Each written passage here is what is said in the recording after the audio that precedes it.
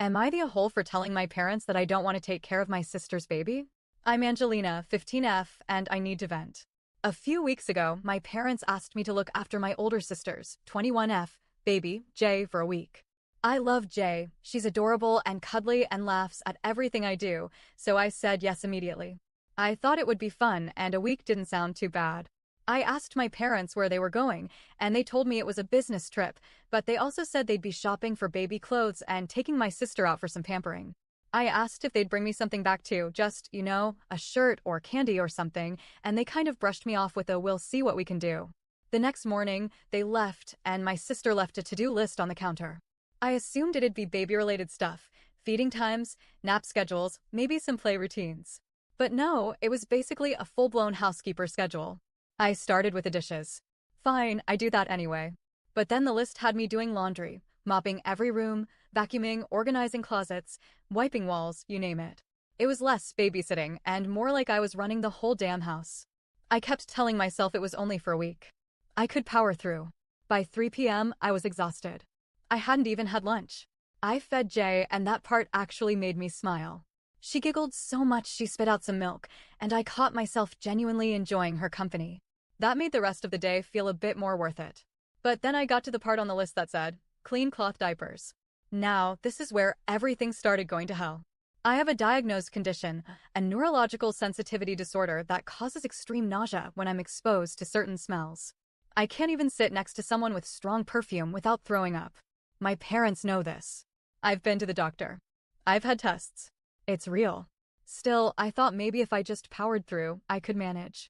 I mean, what choice did I have? I opened the first diaper. Within seconds, I vomited all over the bathroom floor. The smell was so strong I couldn't breathe properly. My vision started to blur. The next thing I remember is waking up in a hospital bed. No parents. No sister. Just machines beeping, a nurse adjusting my four, and the lights too bright for my pounding head. A doctor came in and told me I had passed out from a combination of extreme stress, dehydration, and what he called a severe sensory overload. I had nearly gone into a coma. He said the strain on my body could have caused long-term damage, and that for the next few days, my sense of smell might be impaired. They even gave me meds in case I started vomiting blood from the trauma. I called my parents, barely able to talk, and all they said was that I was overreacting and probably faking it for attention. I lost it. I screamed at them through the phone, telling them they knew about my condition. They knew what could happen. And still, they dumped everything on me and left. My mom coldly responded, "Stop bluffing, Angelina. You always exaggerate." I hung up. When I got home a few days later, still recovering, I found that my mom had forgotten her laptop. I didn't plan on snooping, but curiosity got the best of me. I opened it, I knew her password, and I looked through her group chats. What I found absolutely shattered me. My sister had brought up concerns about leaving me alone with the baby, especially considering my health issues. She suggested hiring someone to help. My mother literally responded, "She'll be fine." I don't believe any of her syndrome crap anyway. Then, when someone else asked if it was safe, my own mother typed, "She's just lazy and spoiled. Let her suffer. She'll survive." I nearly smashed the laptop.